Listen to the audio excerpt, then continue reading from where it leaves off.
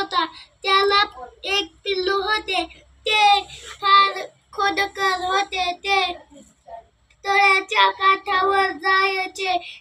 त्याला वाटायचे जमिनीवर जावे. त्याची आई त्याला सांगायची, पण रे जमिनीवर जाऊ नको. आपण जगू शकत नाही. बगळे कावळे तुला मारतील.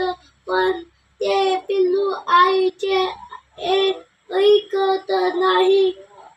नसे एके दिवशी आईची नजर चुकली. पिल्लू तळ्याच्या काठावर चालले. एक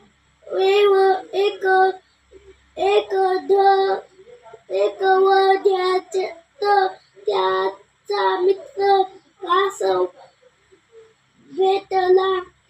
त्याने विचारले, कुठे चाललास? तो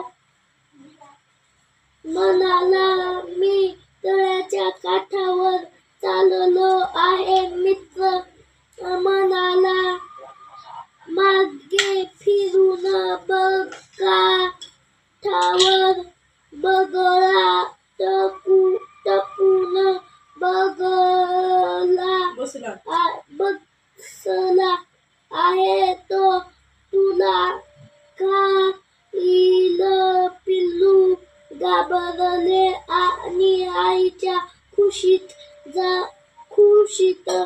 जाऊन